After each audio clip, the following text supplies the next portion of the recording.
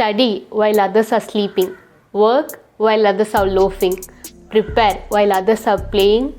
Dream while others are wishing. Vanakkam makkale, in this video we'll discuss about 6 important tips that you should know in order to score exemption in theory subject. Basically I am very weak at theory subject, so in the point la na eppadi cover panna appdi nenichingna, these were the hurdles for me to score that exemption in theory subject. In the hurdles la neenga overcome panninga appadina, then scoring exemption in theory subject is going to be very easy. And first point is remembering keywords. So theory subject பொறுத்த வரைக்கும் இது very important point, because நம்ம எழுதுகிற full தியரியில் keywords வந்து ரொம்ப important. And புக்கில் இருக்கிற Tito word to word வந்து நம்ம காப்பி அடிக்கணும் அப்படிங்கிறது அவசியம் இல்லை. And ICA also doesn't expect it. So அதனால கீவேர்ட்ஸ் ஞாபகம் வச்சுக்கிறது அப்படிங்கிறது ரொம்ப முக்கியம். எக்ஸாமில் நீங்கள் ஆன்சர்ஸ் எழுதும் போதும் you can just highlight your keywords like pencil இல்லை வேறு ஏதாவது பென், இல்லை நீங்கள் கேபிட்டல் லெட்டர்ஸில் எழுதி கூட ஹைலைட் பண்ணலாம். So that the evaluator will understand you know stuff, you have content for the question. Second point, revise more times.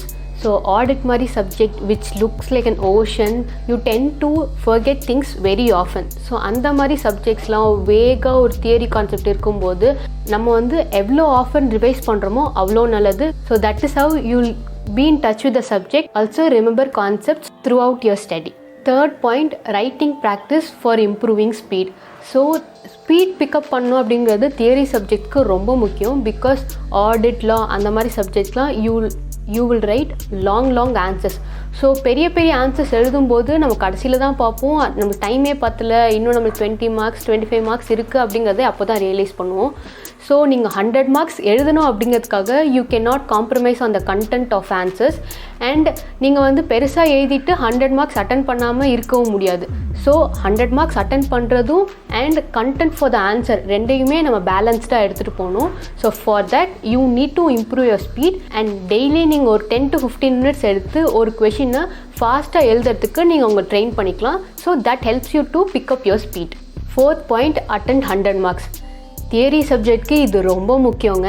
ஏன்னா practical சப்ஜெக்டில் நீங்கள் ஒரு 10 மார்க்ஸ் 15 மார்க்ஸ் சம்மை சால்வ் பண்ணி பேலன்ஸ் ஷீட் டேலி பண்ணி அது கரெக்டான ஆன்சர் வந்துருச்சுன்னா உங்களுக்கு 14-15 மார்க்ஸ் கிடைக்கிறதுக்கு நிறைய பாசிபிலிட்டி இருக்குது.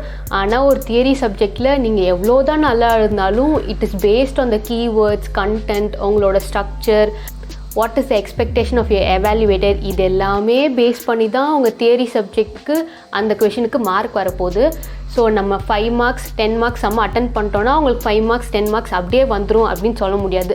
ஸோ நம்ம ஒரு 70-30 ரேஷியோவில் வச்சுக்கலாம். ஸோ 10 மார்க்ஸ் எழுதுகிறோன்னா ஒரு அட்லீஸ்ட் நீங்கள் நல்லா எழுதியிருக்கீங்க அப்படின்னா ஒரு 7 மார்க்ஸ் வர்றதுக்கு பாசிபிலிட்டிஸ் இருக்குது. அந்த மாதிரி இருக்கிற சுச்சுவேஷனில் நம்மளால் 100 மார்க்ஸே நீங்கள் அட்டன் பண்ணாமல் வந்தீங்க அப்படின்னா then you are putting your self in the risk. அதனால 100 மார்க்ஸ் கம்பல்சரி நம்ம அட்டன் பண்ணிவிட்டு வர்றதுக்கு டார்கெட் பண்ணணும் maximum in theory papers. Fifth point, maintain summary notes for each chapter. So summary நோட்ஸ்னால் ஒரு ஷார்ட் நோட்ஸ், உங்களோட செல்ஃப் நோட்ஸ், ஒரு mind map, flow chart அந்த மாதிரி கூட நீங்கள் மெயின்டைன் பண்ணிக்கலாம். திஸ் இஸ் இம்பார்ட்டன்ட் பிகாஸ் 1.5 டேஸில் அவ்வளோ போர்ஷன்ஸை லைன் பை லைன் ஐஎஸ்எம்லேயோ உங்கள் ஃபேக்கல்ட்டி மெட்டீரியல் வந்து ஃபுல்லாக படிக்க முடியாது. ஸோ அந்த டைமில் வந்து சம்மரி நோட்ஸ் அப்படிங்கிறது குயிக்காக உங்கள் சாப்டர்ஸ் போர்ஷன்ஸை மூவ் பண்ணுறதுக்கு ரொம்ப ஹெல்ப்ஃபுல்லாக இருக்கும். ஆடிட் சப்ஜெக்ட்க்கு நம்ம சாப்டர்ஸ் முடிக்கிறதுக்குள்ளேயே பாதி டயர்ட் ஆகிடுவோம். அதுக்கப்புறம் எத்திக்ஸ், காரோ, அதுக்கப்புறம் பார்த்தா ஸ்டாண்டர்ட்ஸ் அப்படின்னு சொல்லிட்டு ஒரு 30+ ஸ்டாண்டர்ட்ஸ் இருக்கும். ஸோ இந்த மாதிரி பார்த்தாலே நம்மளுக்கு டயர்ட் ஆகும். அதனால நீங்கள் சீக்கிரமாக முடிக்கிற மாதிரி உங்களோட ஷார்ட் நோட்ஸ் எடுத்துக்கிட்டிங்கன்னா then that will give you confidence when you prepare இந்த 1.5 days. Sixth and final point, do not try to mug up. So இந்த ஸ்ட்ராட்டஜி வந்து இன்டருக்கு வேணால் கொஞ்சம் ஹெல்ப்ஃபுல்லாக இருந்திருக்கலாம். கண்டிப்பாக ஃபைனலில் அது ஒர்க் அவுட் ஆகவே ஆகாதுங்க. ஏன்னா ஒரு சப்ஜெக்ட்டும் கடல் மாதிரி இருக்கும். நம்ம அதை நல்லா படித்தாலே ஒரு மாதத்துக்கு அப்புறம் பாதி மறந்த மாதிரி தான் இருக்கும். இப்போ நீங்கள் மக்கப்லாம் பண்ணிங்கன்னா அடுத்த 4 நாளில் அது எங்கே போச்சுன்னே தெரியாது. ஸோ அப்படி மறைஞ்சு போயிடும். So you should never try to mug it up. உங்களுக்கு வந்து கான்செப்ஷுவல் கிளாரிட்டி அப்படிங்கிறது தியரியாக இருந்தாலும் ப்ராக்டிக்கலாக இருந்தாலும் ஃபைனல் பொறுத்த வரைக்கும் it is very important. So you can put your own words. ஆனால் கீவேர்ட்ஸ் அப்படிங்கிறது ரொம்ப முக்கியம் தான். வேர்ட் டு வேர்ட் மக்கப் பண்ணாதீங்க. கான்செப்டை புரிஞ்சுக்கோங்க, அண்டர்ஸ்டாண்ட் பண்ணிக்கோங்க. Put your own words along with the keywords that should be used. Putting up all 6 points in one go. Remember keywords. முடிஞ்ச அளவுக்கு நிறைய வாட்டி ரிவைஸ் பண்ணுறதுக்கு ட்ரை பண்ணுங்கள். Do writing practice for improving your speed. To attain 100 marks in exam. எல்லா சாப்டருக்கும் self notes or short notes maintain பண்ணுங்கள். And finally, do not mug up. Conceptual clarity is key.